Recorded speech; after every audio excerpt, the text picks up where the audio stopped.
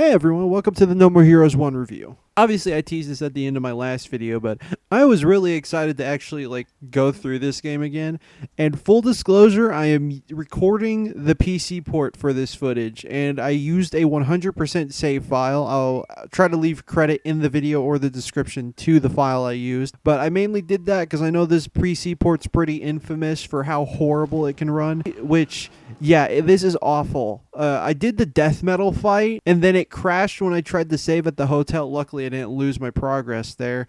And then I had to switch to an old version of the game because that was the recommended fix for it. And then I did the Dr. Peace fight, and then when I got done with that, my game crashed again. So then I swapped it back to the modern version of it, and then other than some frame rate dips and audio issues, which seriously, I don't know if it's my computer or headphones or whatever, but the audio just clips in this version every time, especially if there's a lot of beam katana action or just action going on in general. The Henry fight is the most horrendous thing to listen to if you're playing on the PC version because everything starts clipping for no reason. I haven't experienced this on the Wii version. I haven't experienced this on the Switch version. Yeah, that's just the only two versions aside from this.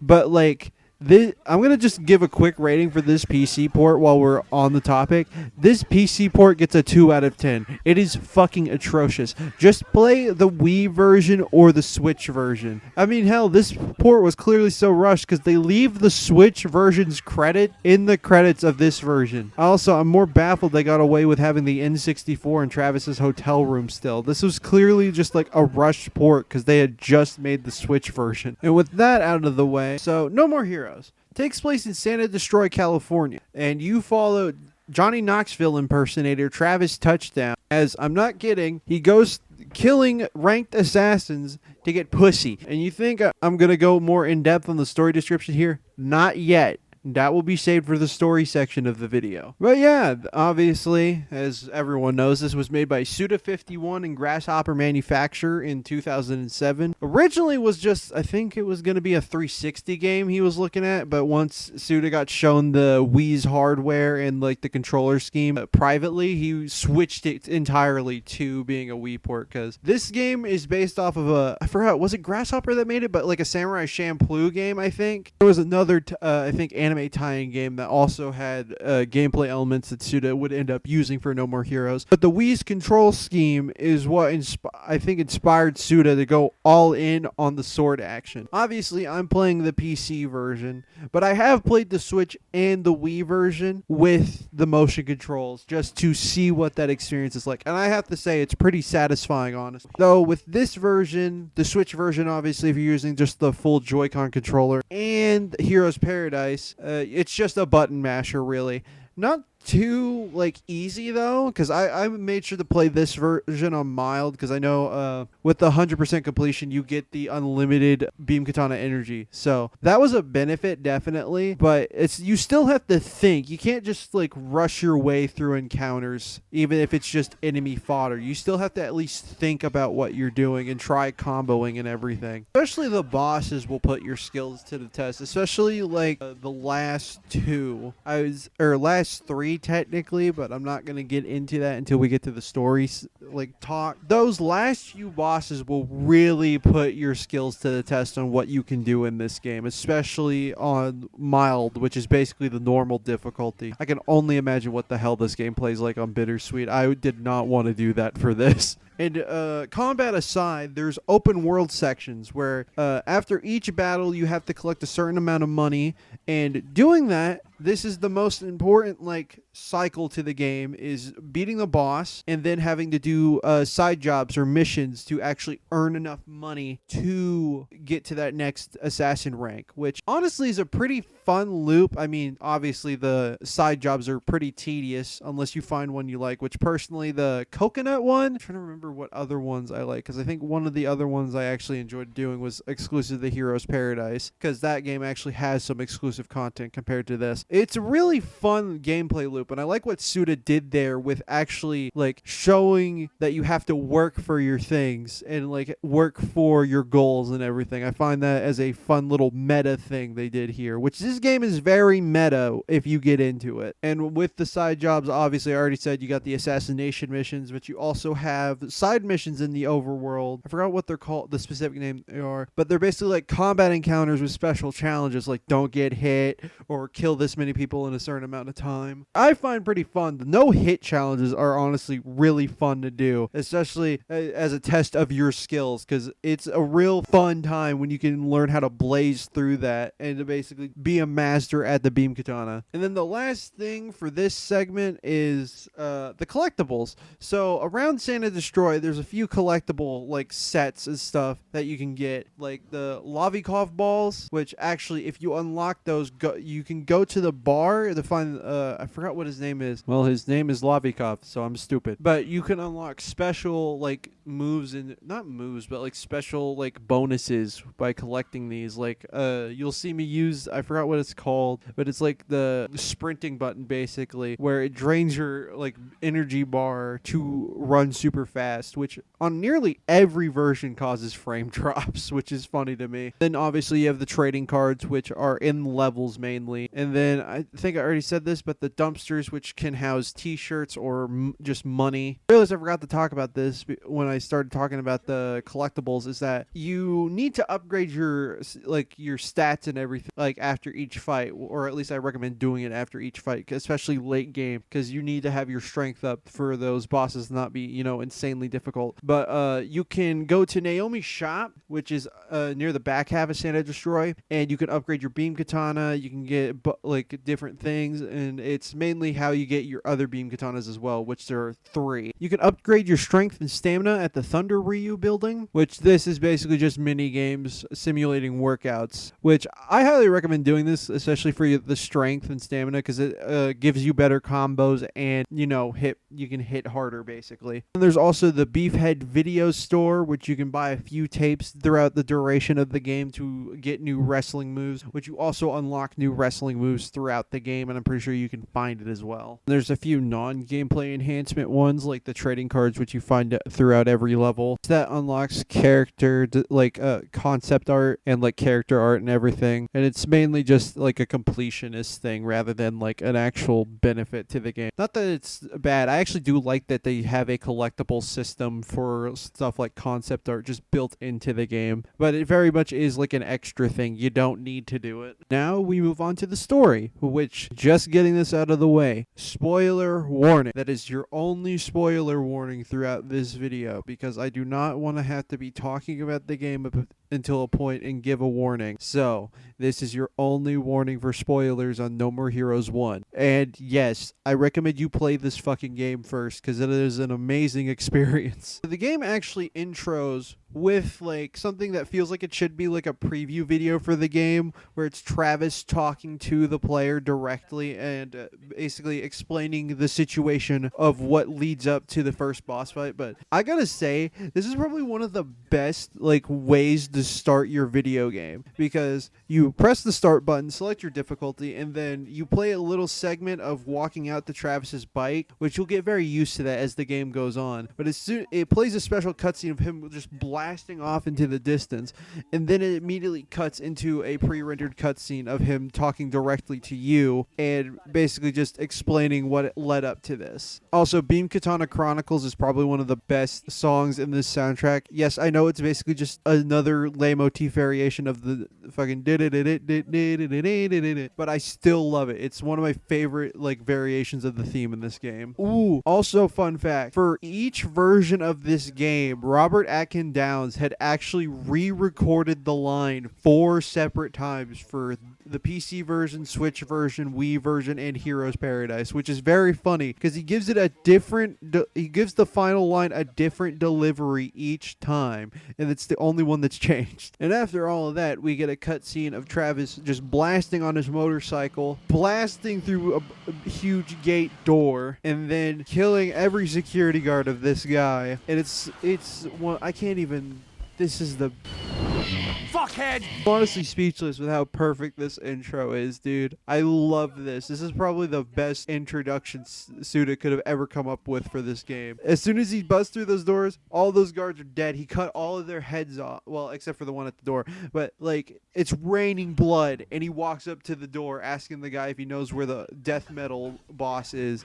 and then just kills him anyway, slicing open the door and going in. Amazing. Immaculate intro here, dude. Now, with this, considering I already went over the gameplay loop and everything, I'm not gonna describe each level. It's basically just where the like assassin chooses to have their fight. So I will just say where they take place. Like, this is Death Metal's mansion, and basically you work your way through it, through his guards and everything. And then when you finally do, we get a cutscene before the fight, basically of Travis seeing a possible outcome of him becoming the #1 assassin. And that's the whole like point of this fight, is to show you what you could become as an assassin in this game. I think this is one of the only fights with actual in battle like constant dialogue. I could be wrong about some fights, but I think this is the only one where it's relatively wait, no, one boss fight at the end of the game, and I'll mention it, but this and that one are like the only ones where there's consistent dialogue throughout the fight. And after a fairly challenging intro fight, you kill him. You cut his head off and his hands off, and his sword gets stuck in the ceiling. And then with that, you are introduced to Sylvia Christel, and I forgot if the two guys are named, but like they clean up the dead bodies obviously after the battle. And then here we kind of get more exposition on why Travis is doing this, basically wanting to do it with Sylvia, and that is the catalyst and intro to our story. To mention this with the intro, so Travis is 11th place and Death Metal is 10th place, but Travis actually had defeated Helter Skelter in the intro, as we saw. But the thing is, you don't actually see that in game or play through it, because that is actually a reference to the original E3 trailer of No More Heroes, which I found insanely cool that ends up being canon in some way. And with after defeating Death Metal, we get introduced to the proper gameplay loop, which this is the only time I'm going to detail it. So after you get done with a fight, a small cutscene plays, or at least this time a cutscene plays of Travis getting ready, but then after that you get into the usual loop where Travis checks his answering machine, and then you basically get to do whatever you want in the free roam, which I already explained all the side activities earlier, but this is where you're going to want to start doing jobs and like checking out like the gym and everything so you can upgrade and get money, because each assassin's battle has a certain amount of money that you need to have to actually pay to do it, which is the whole like point of like working up the ranks as an assassin. You get all that done, now it's time for the next rank battle. So next up is listen to my song. He's not actually a doctor, he's a detective. So his battle takes place at the Santa Destroy Stadium, so enemies end up being themed as baseball players, and there's actually a mini game gimmick of actually swinging to hit a baseball to go through a group of enemies, which I think in the PC version actually ends up being broken without mods. I will give it this, the like actual interiors and everything are pretty fun to go through, and I didn't find the enemies too challenging, so it was a fun ride. Once you're through with that, a cutscene plays where Dr. Peace is singing, and him and Travis basically have a back and forth, and Travis figures out the reason why he's paying for this is to fund the theatrics that go on with each battle. Something I realized actually recording the footage for this, Dr. Peace's boss music is just the music from the original reveal trailer, which is funny as hell to me considering him and Helter Skelter both dual wield revolvers. So that's a funny thing. I wonder if that was intentionally a callback. And honestly, Dr. Peace is pretty easy if you know what you're doing. All you really have to do is keep moving and just like basically circle around him and close in. Just dodge whenever he's shooting at you, and obviously there's the unblockable attacks which you just have to dodge roll out of the way of. And then I don't know if what difficulty you're on has new scripted sequences, because I swear I don't remember doing the draw bit at the end of the battle on like my Switch playthrough, which I originally played through on Sweet. So someone correct me in the comments, but I don't know if that's a difficulty specific thing, but I found it fun. I fucked it up the first time though. Again, with that, you kill him, fight's over. Up next, rank 8. What's that in your hand? A toy? Has to be like one of the most out there character-wise for these assassin battles, because she's a high school assassin, and even in the intro cutscene she has to kill her classmate because Travis revealed her secret, I guess, and then they take it to a shed at the back of the high school. It's the most insane thing to put into a video game. I'm surprised this did not catch flack in America somehow, given the time it was released in. Also, no matter what difficulty or skill level you're at, I have to say Shinobu is definitely early game skill check, because holy shit, this boss fight always gives me guff whenever I try redoing it. And the fight ends, but here's the thing. Travis only cuts Shinobu's arm off and doesn't kill her because, one, she's younger than everyone else on the assassin rankings, and also she was misunderstanding what was going on. She thought Travis was her father's killer, but he wasn't. It was just a case of confusion, and he wanted to not kill her now because she was clearly a somewhat inexperienced assassin, and figured he'd kill her whenever she became trained, which you'll see later on in the series how that ends up. With the wacky cast of characters we're gonna see and have seen, makes sense to me this game is set in California, on top of being like its own state inside of California. But could be worse. It could be set in Toronto. And before we get to Destroy Man, I want to say I love the voice acting in this game. It feels like every character is perfectly picked out. And the only gripe I really have is that sometimes sound effects overlap in cutscenes. But honestly, most of the time that really does happen. It kind of adds to the comedic effect, because half of the time it happens, it's when Travis gets blasted back and slammed into something, or he starts screaming for some reason. With his setup, you battle through a movie studio, but through like the different hangars where there's like storage or shooting things.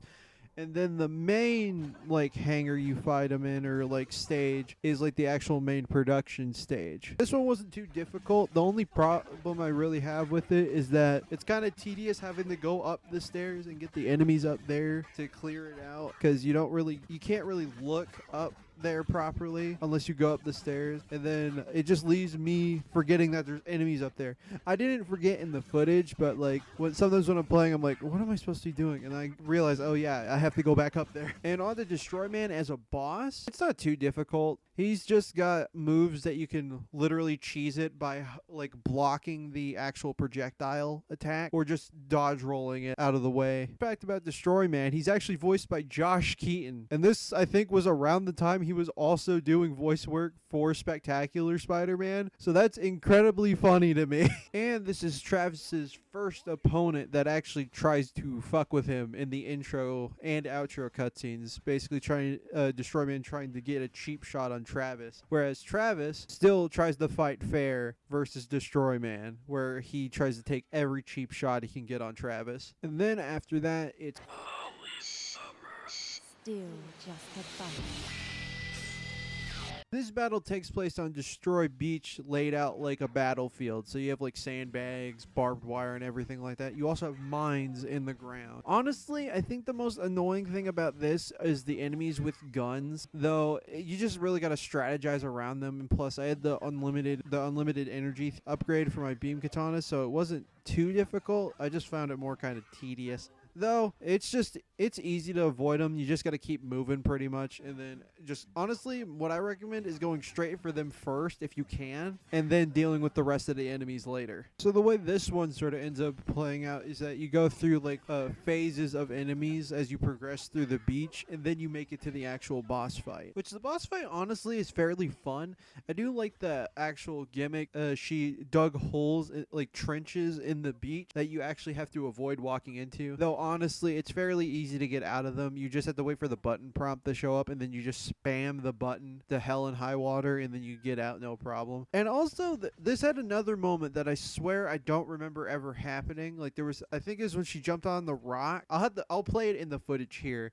But there was like a scripted moment I have never seen before happen. So I gotta have this answered in the comments if this is like a difficulty thing, or I just somehow encountered this for the first time on my playthrough. When you finally defeat her, Travis tries basically doing what he did with Shinobu and not killing her and letting her live. But he doesn't realize that is disrespectful to Holly herself because she's an assassin. Travis needs to learn how to actually just kill without thinking about it, pretty much, to become a better assassin. And I like that about Travis, that actual exploration of his psyche here, because he is pretty clearly way in over his head, even if he fronts like he's confident. There's like those small little bits that each fight will give you or cutscene will give you that he just doesn't realize it, or he knows it and he just doesn't fucking care that he's way in over his head doing this whole assassin ranking thing. And so she ends up offing herself by putting a grenade in her mouth, and then Travis picks up her body, and the two guys that Sylvia hired dig a hole in the beach so Travis can bury her at Destroy Beach, and that's where the boss ends. And of course, you do the usual. This is the most intense fight in the game, dude. Rank 5 has got to be the hardest boss ever. You go through this intense dark corridor, fighting off all these mysterious enemies, and then you finally make it out to the outer sanded Destroy Highway. He's got this giant machine ready, and he's priming it to basically, I don't know. I think it's supposed to be a nuke or something. Yeah, no, everyone who's played this game knows that Let's Shake is a fucking fake-out cutscene boss. Which, why? I mean, I get why. It's sort of a comedic moment in-game, but also, how the fuck was Travis going to defeat this motherfucker? Instead, we get introduced to a new character, Henry. We don't know a lot about him yet, but we'll learn more later. But he stole Travis's kill here. Travis tries to start a duel with him, but can't due to the UAA rules. Also, we get one of the best lines in the fucking game. Mr. Sir Henry motherfucker, he just jetted!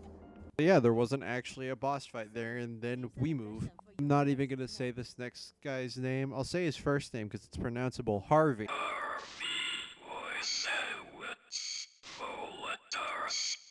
Let's see what you're made of, country boy. The beforehand is not that crazy. You just fight through the subway station and then go onto a train car. The unique thing about this is that Travis actually just ends up going to sleep while riding the train, so you actually play through this bullet hell section. Fun fact, if I remember correctly, after this, you actually unlock a playable version of it when you get done with his boss fight and everything, so you can actually go back and replay this thing. Pretty fun. I'm not really a bullet hell guy, as you can probably tell by the gameplay I'm probably showing at this moment. Yeah, I think it's fun, but bullet hells were never really my kind of thing. And then on to Harvey himself. A very eccentric character. I do like how he's a magician and he actually will use magic tricks and everything throughout the fight. The only gripe I have is I know I probably suck at this game. Someone can tell me in the comments that I suck at No More Heroes. I felt like I was doing better this run. I just feel like Harvey has too many fucking invincibility frames, honestly, because it feels like half of the time I hit him, it should have hit, but it feels like he's constantly going into an attack or just doing like a move you have to move out of the way of, like a charged move. And I really hated that about this fight. And then both times, I think I had to do this fight twice if I remember correctly. Both times there was a section where he kept doing the thing where you get in the shadow box, you have to spam the button so you don't die, which is easily one of the worst parts about this fight, is that you can just get into an infinite loop of that because it feels like this guy's put on random. But it is pretty rewarding when you finally get your hits in on him and you fucking kill him. Though, holy shit, the execution cutscene is really fucking gruesome. He's strapped up to like the fucking X thing that Travis was strapped up to, and they're bringing down a saw on him. You'll probably see it in the background as I'm talking about this. That shit is fucking gruesome as hell, even for No More Heroes. But after that, we deal with Fuck you, you little prick. Speedbuster, which the lead up to the fight is basically just fighting on a bus, like against a bunch of like Japanese punks. There's not really a lot to talk about here. You just clear out the bus station and then you're just fighting for a few minutes until you just go through waves. It lets you leave. And the boss fight isn't that complicated. It's literally just she has a giant laser like rail gun that shoots an AoE. The cutscene that plays, we see Thunder Ryu get murked by this lady, and that sends Travis into, I don't know if it's shock, but like he just immediately goes to avenge his death. The boss fight's not that hard. It's basically just sticking to the sides or going inside a building where enemies are hiding. Obviously, you have to kill them so you don't die. But basically, it's just weaving from side to side. You have to end up on the left side, though, because there's a power line that you have to knock down to actually hit the gun. But other than some jank shit with the doors, the boss fight wasn't too difficult. I got kind of annoyed because there's some higher damage doors near the end of the lane, and that caught me sometimes because my fucking thing wouldn't want to lock on. But I got the fight done in one go. This one's like the easiest boss fight, I think, in the game. And with that, the fight's over. Now is probably the hardest fight in the game, even though it's not the final boss, is... You think you're bad, don't ya? Which this fight is actually interesting because instead of actually going up to a usual point, you actually have to go into the stadium and jump over the gate, and then you jump over another gate, and then you enter the stadium on your motorcycle, which is like one of the most unique sequences. And clearly you can tell where they were saving memory and where they were trying to utilize the power of the Wii properly here. And with that, you fight through waves of enemies. In the actual baseball arena, you fight Dr. Peace in. And honestly, this area is kind of annoying because if you get knocked off your motorcycle, you can't get back on it. So you have to run around the entire baseball stadium trying to chase down enemies, which gets really annoying when you thin out the fucking numbers, and then there's the one guy running halfway across the fucking thing and you can't get him. And even then, it's just this one section, and then you actually get to do the boss fight, which the strat with this one, I actually had to look it up. You basically want to stay in the middle as much as possible. That way you don't get fucked over, you don't get cornered by anybody or anything in the fight. Because the strat with this fight is obviously like dodge and block any attacks, though she has one state where it's an insta-death. If she's like down crying on the floor, don't try to attack her or go near her, because if you do, that is an insta-kill death. And then another phase she has is basically she has these clone like people that she kills. I don't know if it's targets or whatever, but they're clearly clones, and she'll basically just bat them out to the fight. So you have to fight them as well as her. And this fight got really annoying because that state was basically getting spammed each time I tried to fight her. And with that, basically what you want to do is abuse Dark Slash so you can just spam attacks on her. That's the strat to the fight. Also, this is where I don't believe the UAA being retconned is true, because why the hell would someone like Bad Girl exist if the UAA didn't exist at any capacity? You'll see why I mentioned that later, but I just wanted to bring that up real quick because that's a theory surrounding this game, is that the UAA was initially faked by Sylvia, and then we finally get to rank 1. Welcome to my castle. This is going to be the biggest, baddest battle yet. So the actual start of the thing, or like technically the start of the mission, is Travis' bike gets stolen, and you have to make your way all across the map to the Santa fucking Destroy Highway to actually start it up, because that's where your bike got left. Which the start of the fight, or not the fight, but like the lead up to the fight is starts with a huge basically on-rail section of you on trying to battle these two dudes on the highway, which you can't actually defeat them. You can just knock them down, but you can't actually like kill them and be done with them for the fight. So you do that until you get into this forest area. Then basically you have to jump over logs, and also then near the end of it you have to dodge these lasers that are getting shot at you. And then with that you go through like this Silent Hill ass foggy forest with Thunder Ryu actually guiding you. There's some enemies as well along the way, so you have to defeat them, and you actually have to go down the correct path, which Thunder Ryu's ghost is actually guiding you to which path you're supposed to go down. You also have to deal with enemies here, which is just kind of annoying. You don't have to defeat them, but you can actually walk around each path, but you still have to deal with them if you don't want to take damage and everything before the main boss fight. And so once you do that, you get to the gate, which you can say you get to the save point and you get through the gate. And then once you do that, you finally start facing Darkstar. And Darkstar is supposedly Travis's father. No. So Darkstar ends up being killed by Travis's sister, Jean, and then she basically explains everything, the fact that Travis's parents are just dead, and the fact that she had murdered his parents. I'm not going to go into the whole spiel because I'm afraid that might get my video taken down, but you can easily hear it. They fast forward it, but you can still hear what she's saying in the game, which is funny. I'm guessing I'm an adept to listening, somehow, because I could basically understand everything she was saying. So with that, the final boss fight is actually Jean. This boss fight isn't too difficult. You can't use wrestling moves on her though, which is the biggest thing, because she's actually a hand-to-hand fighter, which I find is actually a pretty fun mechanic. So basically the strat is abuse Dark Slash, don't do wrestling moves, and you just keep your distance sort of when you can. You can pretty much get this fight done and over with pretty easily. But with that, Travis actually doesn't defeat her this time. She actually manages to get the drop on him and basically punch a hole in his chest when Shinobu comes out of the way and slashes her arm off, which then suddenly her arm just disappears and Travis just has a hole in his chest, even though if we are looking at this realistically, her arm should still be in Travis's chest. And then Travis finally gets the drop on her and kills her. With that, the game's over. And I do want to mention this real quick because I failed to mention it at the end of the Speedbuster fight, but this fight, and I think the Bad Girl fight, if I remember correctly, were basically setting up the fact that the UAA rankings and everything was something set up by Sylvia because she just wanted to waste money pretty much or some shit, if I remember correctly. She's also bored of her husband. But, like, again, half of these characters are acting like they've been assassins for years. The only ones that really don't come off like that is like Shinobu and Destroy Man. Destroy Man was probably an actor before this shit, but like Shinobu especially is like the only example I can think of this shit was made up on the spot. But everyone else has like all these lifestyles that they credit to being assassins and everything.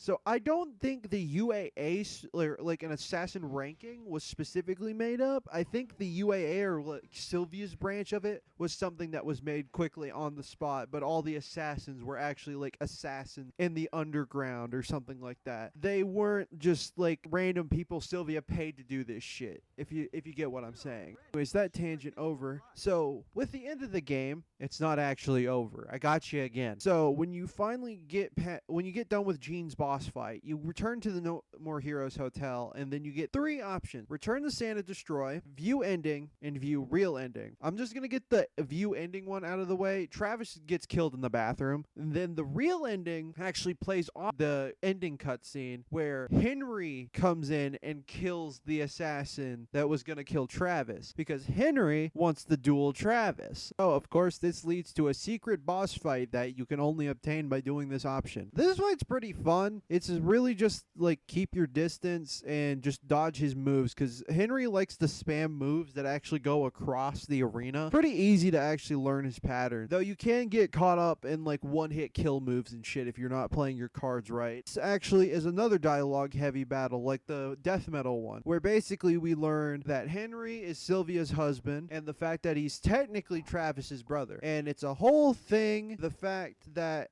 technically he's not named Touchdown. He's Henry Cooldown is his name, and also he's not Irish. It gets explained I think in 3. I'll get into that whenever I review that game. But he's not Irish. He just has an Irish accent because the family he was given to was Irish. So he was just Travis's estranged brother pretty much. And then after you're done with this fight, we probably get one of the best ending cutscenes in a video game ever. I think if I can, I will just play it here straight up. You bastard! Damn it! That all you got, Travis? Don't make me laugh. Mind if I ask you something? Sure. Why the hell do you call me Travis? Travis, like you're my friend or something. Who the fuck do you think you are? You can't be serious. All this time you didn't realize. What are you talking about? I'm your twin brother. What the hell? It's the craziest shit I've ever heard. Why would you bring up something like that at the very last minute of the game? I would have thought you and the player would have at least expected a twist of fate of some kind. What? And hey, where's Sylvia anyway? She disappeared without a trace. Where the hell is she? You mean my wife? What? Why? Yes, you know. Spouse, soulmate, Henry's wife. Get the idea? When did you two get married? Oh, about 10 years ago. Yeah, that's right. Because we were both in college at the time. Oh, shit! All news to me. I'm gonna need shock treatment to get over this one. I'm sorry for all the trouble my wife has caused you. Forgive her. She caused me some trouble, all right, but it helped me clear up a lot of things. Ah, you know how women are. Especially my wife. A really big spender. Yeah, she knew my income wasn't enough, so every now and then she'd just disappear. She's a bad wife, but a good woman. What? Are you telling me that you and her... Oh, come on. But Travis, my brother, we're similar in many ways. You're right. Suddenly you being my brother doesn't sound so awkward. Let me ask you, how do you plan to put an end to all of this? Wait a sec. You want me to tie up all these loose ends? I don't think so. You're the protagonist. I'm just a cool, handsome foil who happens to be your twin brother. Hate to say it, but it's your job. I want to bail, but where the hell's the exit? Oh. There's no way out, is there? No getting out, right, bro? That's right. All we can do is keep running. Then let's find that exit they call paradise. Let's go! And with that, you get the freeze frame of them dueling, and then a pan out from a painting. Well, actually, you get the credits first. In the PC version, the Switch version is still credited in the credits. Are they allowed to do that, by the way? Like having a Nintendo console credit team, like a team's credits in there? I know it's a port of the Switch version pretty much, but are they allowed to do that? And once you're done with the credits, there's a pan out of the painting version of that picture, and then it's Sylvia with a kid. They basically just joke, hey, there's not going to be a sequel. This is probably Grasshopper's most prolific franchise at this point. There's 4 games in this series, man. Well, 1 being a spinoff. 3 mainline, 1 spinoff. Where's No More Heroes 4? At least when they get to it. Romeo is a Dead Man was a pretty good successor to No More Heroes, honestly. Quick tangent. So, Heroes Paradise. I don't have a lot to say about it. It's just a straight port of the game to PS3 with remastered visuals. I don't recommend playing that version. I think the visuals are all right, but in terms of the art direction versus the original, I think it's legitimately worse because it tries to look like your typical PS3 game, whereas the original game has its own unique style thanks to the Wii's graphical capabilities, and it would even keep this style for No More Heroes 2. No More Heroes 3 ditched the cel-shaded style, but that was more so because it was made on Unreal Engine. And with this version, actually, there's a portion of the map completely cut out of Heroes Paradise. Granted, I get why they got rid of it. It's not even utilized in the actual original game, aside from having missions held there. So actually, the overworld gets kind of cluttered with mission icons thanks to that. But other than that, it's pretty much the exact same. It has terrible frame rates because it's a fucking PS3 game. Honestly, I'm gonna just tack on a No More Heroes Paradise review onto this. I give that one about a 7 out of 10. Because it's still the same game. It's just the graphics and everything. Oh, you also get No More Heroes 2 boss fights thrown in there, but you still only have No More Heroes 1 mechanics, so it's kind of weird. But yeah, 7 out of 10 for Heroes Paradise. It's not great, it's not amazing, but you still get that base game in there anyway. For the original version of No More Heroes, the Switch and the Wii version, I give it a 8.5 out of 10. I was leaning towards a 9, but I'm going to just give it an 8.5 to be safe because while it is an amazing game, I do feel like it can get repetitive, especially just playing it constantly. I honestly didn't get tired of it, but for a first time playthrough, side jobs thing, I can understand getting tiresome. I definitely suffer from that whenever I'm playing a proper run through again. That's a small thing. That's sort of intentional. That's by design to show you that you have to work for a higher position in life, pretty much, which, if I remember correctly, is the philosophy of having those be a part of the game. Honestly, that's just a small downside compared to everything else, dude. The fights are amazing. The gameplay is very good, no matter what version you're playing. And the story is honestly the best part of this. Love how the game explores Travis's psychology with killing and being an assassin, with him trying to treat it as some noble thing, but also clearly contrasting that with the people he's facing against, like Dr. Peace and Death Metal, who just sort of, well, Death Metal didn't ruin his life, but he's basically just living in pure boredom because he basically has everything, and then Dr. Peace pretty much ruined his life being an assassin because he just had a bloodthirst he couldn't quench.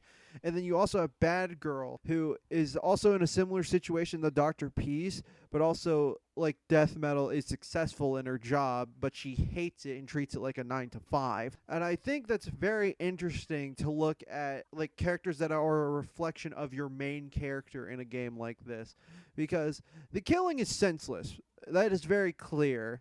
Travis isn't that much fazed by it until, like, say, Holly Summers, where he just outright refuses the killer, even though, like, he had her. And then, like, Shinobu, it's more understandable because he clearly understood that she was misunderstanding. She thought he was the killer of her father, which he wasn't. He just didn't feel right killing a high schooler, pretty much. And I do love that angle they play at the end of the game where they just sort of throw around the idea that the entire UAA rankings could just be faked. And Travis was played by Sylvia, even though you're already at, like, rank 2. Definitely see why this game was so successful, at least in the West. I know in Japan it never did that well, especially considering how Western influenced it was. So yeah, that's the end of the video. I hope you guys enjoyed it. I poured a lot of love into this. I'm surprised I even made a video this long again. I don't know if the next review will hit this, but yeah, please subscribe.